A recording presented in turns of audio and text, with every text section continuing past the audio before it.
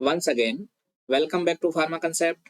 देखिए, आज के जो टॉपिक हम लेकर आए हैं वो हिंदी ग्रामर का टॉपिक है, हिंदी व्याकरण का टॉपिक है, जिसमें अपन संधि के बारे में अच्छे से पढ़ेंगे। संधि टॉपिक पढ़ने से पहले थोड़ा सा मैं आपको हिंदी ग्रामर के बारे में, हिंदी व्याकरण के बारे में कुछ और इम्पोर्टेंट चीजें जो एग्जाम में पूछी जा सकती है उसको बताऊंगा। उसके बाद में अपन संधि को लेते हुए चलेंगे। संधि और संधि विच्छेद ये टॉपिक आज का रहेगा। ठीक है, तो चलिए देखते हैं। सबसे पहले हम देख लेते हैं कि भारत की राजभाषा क्या है। यहाँ से क्वेश्चन पुटअप होता है। तो देखिए, क्वेश्चन ये भी आ सकता है कि हिंदी क्या है। हिंदी भारत की क्या है? तो हिंदी भारत की राजभाषा है। क्या है? राजभाषा। इसे कभी भी आपको राष्ट्रभाषा नहीं लिखना है। क्या है? राजभाषा है। राष्ट्रभाषा नहीं है, राजभाषा है। अब हिंदी को राजभाषा की मान्यता कब मिली, ये क्वेश्चन भी एग्जाम में पूछा जा सकता है। तो देखिए, 14 सितंबर 1949 को संविधान के अनुच्छेद 343 यानी 343 के अनुसार हिंदी को राजभाषा की मान्यता मिली है। कौन से अनुच्छेद के अनुसार? अनुच्छेद 343 के अनुसार। कौन सी तिथि को? 14 सितंबर 1949 को।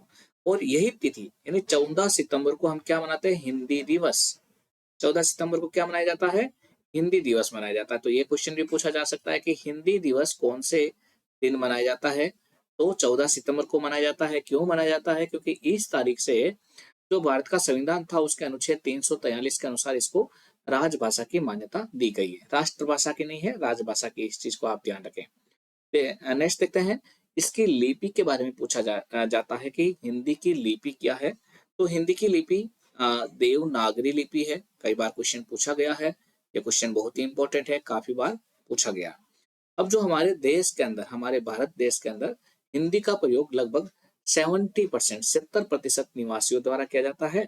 और जो भारतीय संविधान है उसमें 22 भाषाओं को मान्यता प्रदान की गई है। 22 अलग अलग भाषाएं हैं जिनको मान्यता प्रदान की गई है। और अब भाषा की बात आ गई। देखिए, जो हमारी बोलचाल की भाषा है, सबसे ज्यादा प्रयोग की जाने वाली भाषा है वो है हिंदी। यानी भारत की जो संपर्क भाषा है वो क्या है? हिंदी। ये ऐसे क्वेश्चन भी पूछा जा सकता है कि भारत की संपर्क भाषा क्या है।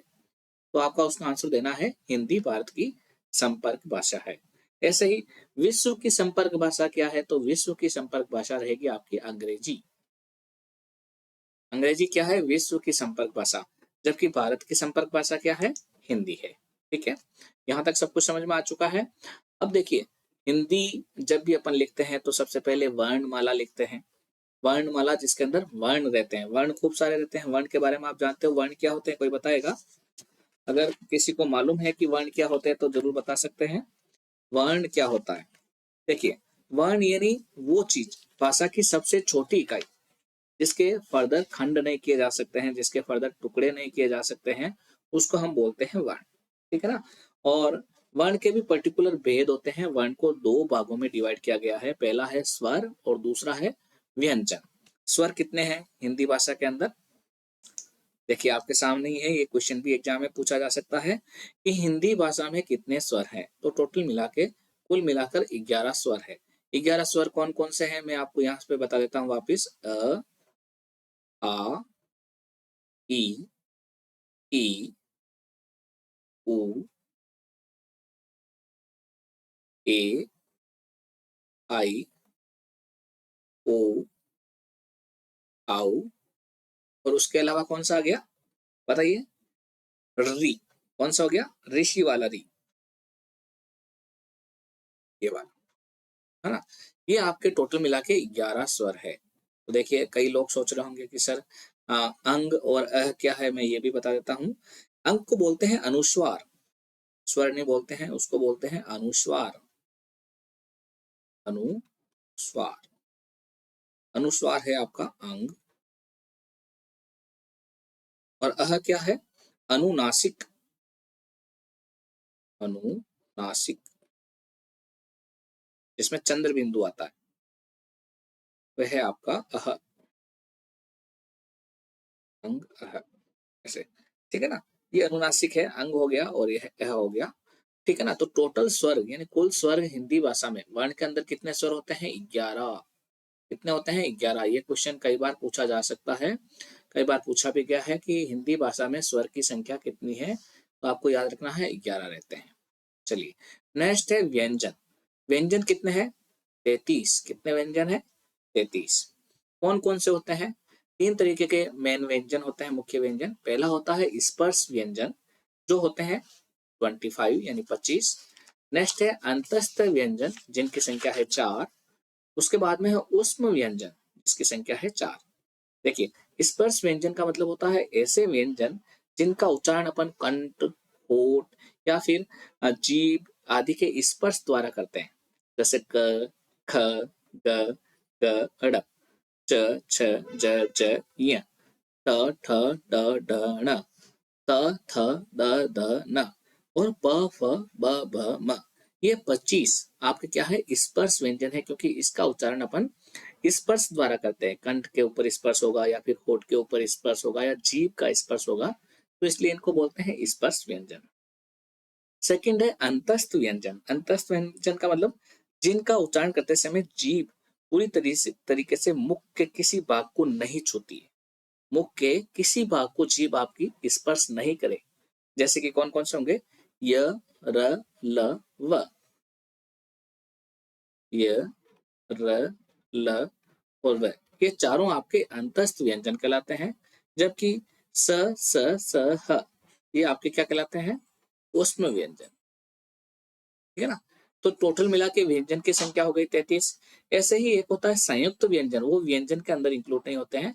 संयुक्त व्यंजन की संख्या होती है 4, अक्षर, त्र, गे और स्र। ठीक है ना? तो मैंने थोड़ा सा आपको वर्ण के बारे में बता दिया पहले। वर्ण के भेद, स्वर हो गए टोटल 11, व्यंजन हो गए कुल मिलाकर 33। ठीक है ना? अब हम चलते हैं संधि की तरफ। संधि की तरफ जाने से पहले हमें ये पढ़ना जरूरी था, क्योंकि जो संधि के प्रकार आएंगे वो स्वर व व्यंजन के आधार पर आएंगे।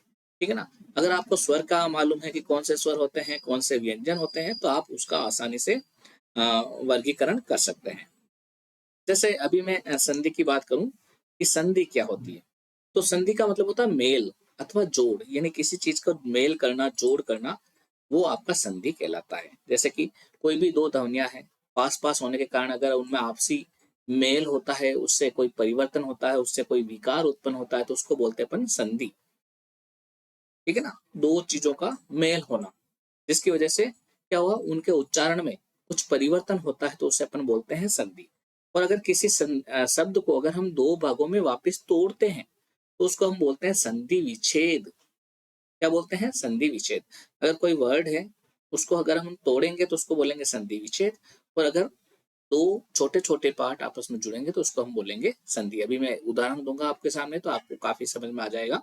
सबसे पहले हम देख लेते हैं संधि के भेद, यानी संधि कितने प्रकार की होती है। तो पहली तो हो गई स्वर संधि। स्वर संधि का मतलब जहां पे स्वर प्लस स्वर आपस में जुड़ते हैं और नया एक परिवर्तन लेके आते हैं, नया विकार उत्पन्न होता है, तो उसको अपन बोलते हैं स्वर संधि। स्वर कितने होते थे? 11, अभी हमने बात की। तो आपस में दो स्वर अगर आपस में जुड़ेंगे, तो उसकी वजह से नया स्वर उत्पन्न हो, तो उसको हम क्या बोलेंगे? स्वर संधि। दूसरा होता है व्यंजन संधि। व्यंजन संधि का मतलब इसमें स्वर प्लस व्यंजन आपस में जुड़े और फिर एक नया परिवर्तन हो, या फिर व्यंजन और व्यंजन आपस में जुड़े और फिर परिवर्तन हो, या फिर पहले व्यंजन और बाद में स्वर आके जुड़े और उसके बाद में एक परिवर्तन हो, तो वो भी आपका व्यंजन संधि का ही भाग है। ऐसे ही नेक्स्ट होता है विसर्ग संधि। विसर्ग क्या होता है? जैसे कि ये आपने देखा होगा ना, ये ऐसा चिन्ह कई बार आपने देखा होगा, उसको अपन बोलते हैं विसर्ग। तो वहां पे विसर्ग के साथ में अगर कोई स्वर जुड़ जाए, तो वो भी एक विसर्ग संधि का प्रकार है। या फिर विसर्ग के साथ में व्यंजन जुड़ जाए, तो वो भी विसर्ग संधि का प्रकार है। हम सभी के एग्जाम्पल देखेंगे तो आपको आसानी से समझ में आ जाएगा। सबसे पहले अपन स्वर संधि की बात करते हैं, जहाँ पे स्वर और स्वर जुड़ के क्या बनाते हैं, ये देखते हैं। अगर हम बात करें स्वर संधि की, देखिए, दो स्वरों का आपस में मेल होने पर उनमें जो परिवर्तन आता है, उसे हम क्या बोलते हैं? स्वर संधि। और स्वर कौन कौन से होते हैं? 11 स्वर होते हैं, हमने पहले ही देखा था। कौन कौन से थे? ए, आ, ई, ई, उ, उ, ए, आई, ओ, आउ और री। ये थे 11 स्वर। ठीक है ना? तो जब कभी भी स्वर आपस में जुड़ेंगे और उनके जुड़ने के बाद में जो परिवर्तन आएगा, तो उसको हम क्या बोलेंगे? स्वर संधि। जैसे नर प्लस ईस।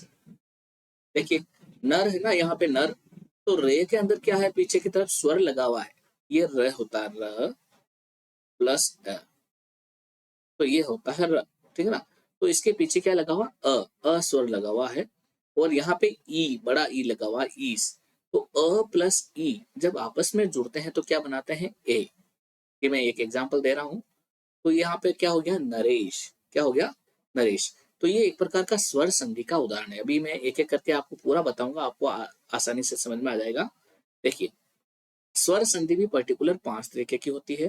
कौन कौन सी, दीर्घ संधि, गुण संधि, वृद्धि संधि, यण संधि और अयाधि संधि। कौन कौन सी हो गई, दीर्घ संधि, गुण संधि, वृद्धि संधि, यण संधि और अयाधि संधि। देखिए, आगे जाने से पहले मैं आपको फिर से बता देता हूं कि अगर आप हिंदी व्याकरण की तैयारी भी करना चाहते हैं किसी कंपटीशन एग्जाम की, तो के लिए तो आप हमारा जो फार्मा कंसेप्ट ऐप है गूगल प्ले स्टोर पे, उसको डाउनलोड कर सकते हैं, और वहां पे जाके हमारे जो भी हिंदी व्याकरण का पोर्शन है उसको ज्वाइन करके किसी भी एग्जाम की तैयारी जहाँ पे हिंदी व्याकरण का पोर्शन पूछा जाता है उसको आप ज्वाइन करके वहाँ पे सारी क्लासेस देख सकते हैं, और वहाँ पे अपनी तैयारी और भी बेहतर कर सकते हैं। तो देखिए, स्वर संधि के प्रकार में क्या हो गया, 5 तरीके के प्रकार हो गए। कौन सा, दीर्घ संधि, गुण संधि, वृद्धि संधि, यण संधि और अयाधि संधि। अब दीर्घ संधि क्या होती है, एक एक संधि के बारे में हम पढ़ेंगे। नाम से ही पता चल रहा है कि दीर्घ संधि, दीर्घ का मतलब छोटे छोटे स्वर, जैसे अ प्लस अ। समान स्वर, समान स्वरों के बीच होने वाली संधि। समान स्वर आपस में अगर मान लो जुड़ते हैं तो उससे बड़ा स्वर बनता है, दीर्घ स्वर बनता है, उसको अपन बोलते हैं दीर्घ संधि। जैसे अ प्लस अ आपस में जुड़ के क्या बनाता है, आ। ऐसे ही अ प्लस आ मिलके भी क्या बनाता है, दीर्घ स्वर, आ। आ प्लस ए मिलके भी आ बनाएगा, और आ प्लस आ मिलके भी आ बनाएगा। जैसे यहाँ पे है सत्य प्लस अर्थ, सत्य प्लस अर्थ। तो देखिए, सत्य में देखिए पीछे की तरफ ये के साथ में क्या है, ये प्लस यहाँ पे अर्थ, ये अ प्लस ए हो गया तो क्या हो गया, ये आ। तो यहाँ पे क्या हो गया, सत्यार्थ, क्या हो गया, सत्यार्थ। तो ये तो हो गया आपका संधि। अगर मैं कहूँ संधि विच्छेद, संधि विच्छेद का मतलब जस्ट इसका अपोजिट हो जाएगा। यानी आपके सामने दे रखा है एक शब्द सत्यार्थ, सत्यार्थ का संधि विच्छेद क्या होगा, तो आपको बताना है सत्य प्लस अर्थ होता है। सत्यार्थ का संधि विच्छेद क्या होता है, सत्य प्लस अर्थ। और सत्य प्लस अर्थ की संधि क्या होती है, सत्यार्थ, क्या होती है, सत्यार्थ। ये दीर्घ संधि का उदाहरण है। ऐसे ही वेद प्लस अंत, वेदांत, द प्लस अंग, ये आपस में मिलकर क्या बना रहा है, दा। बड़ी आ की मात्रा लग रही है, अ की मात्रा से क्या बन रहा है, आ। सार प्लस अंश से बन रहा है सारांश। ऐसे ही अ प्लस आ देखते हैं, जैसे 10 प्लस आनंद, क्या बना गया, दशानन। दशानन किसको कहते हैं, रावण को, ठीक है ना। स प्लस आ, सा बन गया, ये हो गया दशानन। शुभ प्लस आरंभ, क्या हो गया, शुभारंभ। ऐसे ही आ प्लस ए से क्या बनता है, आ। जैसे रेखा, रेखा में क्या है, यहाँ पे आ की मात्रा प्लस अंकित। देखिए, यहाँ पे इनके एग्जाम्पल आप देखते जाइएगा, एग्जाम्पल ही क्वेश्चन में पुटअप होते हैं। रेखांकित, रेखांकित का संधि विच्छेद क्या हो गया, रेखा प्लस अंकित। ऐसे ही सेवार्थ का संधि विच्छेद सेवा प्लस अर्थ। परीक्षार्थी का संधि विच्छेद परीक्षा प्लस अर्थी, ठीक है ना। तो इस तरीके से परीक्षार्थी हो गया। ऐसे ही देखिए, आ प्लस आ से क्या बन रहा है, आ, यानी वार्ता प्लस आलाप, इससे क्या हो गया, वार्तालाप। श्रद्धा प्लस आलू, क्या हो गया, श्रद्धालु।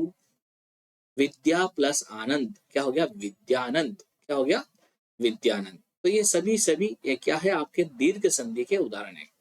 इससे देखिए, समान स्वर आपस में मिलकर क्या बना रहे हैं, दीर्घ स्वर बना रहे हैं, इसलिए इसको हम दीर्घ संधि कहते हैं। अ ई उ ये आपस में मिलकर क्या बनाएंगे, आ, या फिर बड़ी ई या फिर बड़ा उ। तो आ की मात्रा तो हमने देख ली, अब हम देखते हैं बड़ी ई की मात्रा। नेक्स्ट क्या देखेंगे, बड़ी ई की मात्रा के एग्जाम्पल, जैसे ई प्लस ई, छोटा वाला ई प्लस ई को कैसे बोलते हैं, ई प्लस ई, क्या बना रहा है, ई प्लस ई मिलके क्या बना रहा है, ई, है ना। जैसे कवि प्लस इंद्र, क्या बना रहा है, कविंद्र, क्या बना रहा है, कविंद्र। देखिए, ये बड़ी ई की मात्रा है, तो इस पे जब बड़ी ई की मात्रा अपन बोलते हैं तो वहां पे थोड़ा सा जोर लगाता है उसके ऊपर, मात्रा के ऊपर, और छोटी ई में कम जोर लगाते हैं। जैसे कवि, प्लस इंद्र क्या हो गया, कविंद्र। ऐसे ही यति प्लस इंद्र क्या हो गया, यतीन्द्र। अभि प्लस इष्ट क्या हो गया, अभीष्ट। ठीक है ना, तो इस तरीके से ये हो गया इसका संधि। और अगर संधि विच्छेद बोलेंगे तो कविंद्र का संधि विच्छेद क्या हो गया, कवि प्लस इंद्र। क्वेश्चन एग्जाम में क्या पूछा जाएगा, संधि विच्छेद का। कविंद्र का संधि विच्छेद क्या होता है, तो ऑप्शन ये भी रहेगा कवि प्लस इंद्र, कहीं पे ऐसे भी रहेगा कवि प्लस इंद्र। तो आपको ध्यान रखना है कि छोटी ई की मात्रा, दो छोटी ई की मात्रा मिलके बड़ी ई बना रही है यहाँ पे, है ना। ऐसे ही ई प्लस ई मिलके भी बड़ी ई बना रही है, जैसे प्रति प्लस इक्षा, प्रतीक्षा। परि प्लस इक्षा, परीक्षा। काफी इंपॉर्टेंट है परीक्षा वाला, ठीक है ना। बड़ी प्लस छोटी क्या बना रही है, अगर मान लो बड़ी की मात्रा, जैसे देवी प्लस इच्छा, देवी इच्छा। सची प्लस इंद्र, सचिंद्र। योगी प्लस इंद्र क्या बना रहा है, योगींद्र। ऐसे ही बड़ी और बड़ी दोनों आपस में मिलेगी स्वर तो क्या बनाएगा, फिर से बड़ी। जैसे नदी प्लस ईश, नदीश। योगी प्लस ईश्वर, योगीश्वर। श्री प्लस ईश, श्रीश। ठीक है ना, तो इस तरीके से इसका एग्जाम्पल रहेगा। नेक्स्ट देख ले, ऊ की मात्रा के देख लेते हैं। जैसे ऊ प्लस ऊ, छोटा ऊ छोटा ऊ, दोनों मिलके क्या बना रहे हैं, बड़ा ऊ। ऊ प्लस ऊ क्या बना रहे हैं, ऊ। तो जैसे लघु प्लस उत्तर क्या हो गया, लघुतर। लघु प्लस उत्तर क्या हो गया, लघुतर। सु प्लस उक्ति, सुक्ति। बहु प्लस उद्देश्य तो हो गया बहुउद्देश्य। काफी इंपॉर्टेंट है। बहुउद्देश्य का संधि विच्छेद क्या होगा, बहु प्लस उद्देश्य। ऐसे ही देखिए, छोटा ऊ और बड़ा ऊ की मात्रा मिलके जब आपस में संधि करते हैं तो बड़ा ऊ की मात्रा आती है। जैसे मधु प्लस ऊष्मा, मधुष्मा। लघु प्लस उष्मा, लघुष्मा, है ना। इस तरीके से बड़ा ऊ प्लस छोटा ऊ मिलके भी बड़ा ऊ बनाते हैं। जैसे भू प्लस उद्धार, बुद्धार। ठीक है ना। ऐसे ही बड़ा ऊ मिलके भू प्लस उष्मा, भूष्मा। तो इस तरीके से इनके एग्जाम्पल है। ये आपके दीर्घ संधि के एग्जाम्पल है। अभी मैं नेक्स्ट आगे आपको गुण संधि के बारे में बता रहा हूँ। दो संधि के बारे में आज के क्लास में देखेंगे।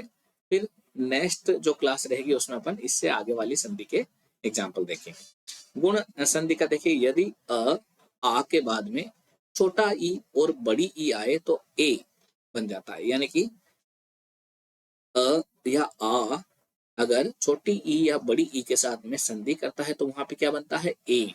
जैसे कि अ प्लस ई से ए बना, आ प्लस ई से ए बना, अ प्लस बड़ी ई से भी ए बना, और आ प्लस बड़ी ई से भी ए बना। एग्जाम्पल देख लिए, काफी अच्छे अच्छे एग्जाम्पल है। जैसे गज प्लस इंद्र, ये ज क्या है, अ प्लस ये ई। तो जब ये अ प्लस ई बनेंगे तो क्या बनेंगे, ए की मात्रा इस तरीके से ये वाली मात्रा लग जाएगी, तो हो जाएगा गजेंद्र। ऐसे ही सुर प्लस इंद्र क्या हो जाएगा, सुरेंद्र। एग्जाम में पूछा जाएगा सुरेंद्र का संधि विच्छेद क्या है, तो आपको करना क्या है, सुर प्लस इंद्र करना है। इसका ध्यान रखें, ठीक है। ऐसे ही राजा प्लस इंद्र, ये हो गया आपका राजेंद्र। यानी आ और ई की मात्रा मिली तो क्या बन गया, ए। ये राजा में आ की मात्रा है और यहाँ पे इंद्र में ई की मात्रा, छोटी ई की, और उससे क्या बन जाता है, ए। इसकी मात्रा बन जाती है इसकी, ठीक है ना, ए। यथा प्लस इष्ट, यथेष्ट। महा प्लस इंद्र, महेंद्र। यहाँ से भी क्वेश्चन पुट अप होता है। देखिए काफी अच्छे क्वेश्चन बन रहे हैं। देव प्लस ईश, देखिए ये ए की मात्रा है, ये बड़ी ई की मात्रा है, तो क्या हो गया, देव प्लस ईश से क्या बन गया, देवेश। सोम प्लस ईश्वर, सोमेश्वर। अब देखिए नेक्स्ट, आ प्लस बड़ी ई की मात्रा देख लेते हैं। जैसे राका प्लस ईश, राकेश। राग प्लस ईश नहीं करना है, राका प्लस ईश। देखिए इनको आप जितना लिखेंगे, जितना देखेंगे, जितना जितना टाइम्स आप इसके ऊपर स्पेंड करेंगे, उतना ही ये सारे के सारे आपके संधि विच्छेद लर्न हो जाएंगे इनके पर्टिकुलर, है ना। उमा प्लस ईश, उमेश। जैसे भी मैं बोलूं उमेश का क्या होगा, तो उमा प्लस ईश। और महेंद्र का क्या होगा, महा प्लस इंद्र। सुरेंद्र का क्या होता है, सुर प्लस इंद्र, ठीक है ना। ऐसे देवेश का क्या होगा, देवा प्लस ईश नहीं होगा, क्या होगा, देव प्लस ईश। देवेश का देव प्लस ईश है ना। चलिए कमलेश्वर, कमला प्लस ईश्वर। ये भी गुण संधि का एग्जाम्पल है। ऐसे ही गुण संधि में भी दूसरा क्या एग्जाम्पल है, यदि ए आ के बाद में छोटा ऊ या फिर बड़ा ऊ की मात्रा आ जाए तो उससे क्या बन जाता है, ओ। क्या बन जाता है, ओ। यानी ए और आ के बाद में छोटा ऊ और बड़ा ऊ की मात्रा आ जाती है तो उन दोनों को आपस में जब संधि होता है, मेल होता है, तब ओ की मात्रा बनती है। जैसे प्लस अ प्लस ऊ क्या बन रहा है, ओ। जैसे वार्षिक प्लस उत्सव, वार्षिकोत्सव, ये ओ की मात्रा लग गई, वार्षिकोत्सव। पुरुष प्लस उत्तम, पुरुषोत्तम। लोक प्लस उक्ति, लोकोक्ति। ये काफी पूछा गया है। वार्षिकोत्सव, लोकोक्ति, इनके बारे में एग्जाम में क्वेश्चन आ रखा है। वार्षिकोत्सव का संधि विच्छेद क्या होगा, तो आपको ध्यान रखना है वार्षिक प्लस उत्सव होगा। ठीक है। आ प्लस बड़ा ऊ की मात्रा होगी तो क्या बनेगा, ऊ। जैसे महा प्लस उदय, महोदय। महा प्लस उपदेश, महा प्लस उपदेश से क्या हो गया, महोपदेश। गंगा प्लस उत्सव तो क्या हो गया, गंगोत्सव। देखिए यहाँ पे छोटा ओ की मात्रा कर लीजिए, आ प्लस ये छोटा ओ की मात्रा, छोटा ओ की मात्रा मिलके क्या बना रही है आपका, ओ। ऐसे ही अ प्लस बड़ा ओ की मात्रा बना रही है, ओ। नव प्लस उड़ा, नवोड़ा। सूर्य प्लस उष्मा, सूर्य उष्मा। आ प्लस ऊ से भी क्या बन रहा है, ओ की मात्रा। जैसे महा प्लस उष्मा, महोष्मा। ठीक है ना, ऐसे। चलिए नेक्स्ट है अ प्लस री, यानी ए आ के साथ में अगर री की मात्रा मिलती है तो क्या बनता है, अर। क्या बनता है, अर। यस, अर। जैसे राज, राज में ए की मात्रा है और ये ऋषि तो क्या बन गया, राज ऋषि। सप्त प्लस ऋषि, सप्त ऋषि। ऐसे अर की मात्रा बन गई अर, है ना, ये वाली। ब्रह्म प्लस ऋषि, ब्रह्म ऋषि। और आ प्लस ऋषि से भी अर बन रहा है। जैसे महा प्लस ऋषि, महर्षि। वेरी गुड, ये क्वेश्चन काफी इंपॉर्टेंट है। महर्षि का संधि विच्छेद क्या होगा, तो आपको मह प्लस ऋषि नहीं करना, महा प्लस ऋषि करना है। महर्षि का क्या होता है संधि विच्छेद, महा प्लस ऋषि। सप्त ऋषि का क्या होता है, सप्त प्लस ऋषि, है ना। तो चलिए ये दो संधि हो गई, आज अपन ने देख ली। सबसे पहले देखी थी गुण संधि, नहीं दीर्घ संधि, स्वर संधि के अंदर दीर्घ संधि देखी। तो दूसरा हमने देखा गुण संधि के बारे में।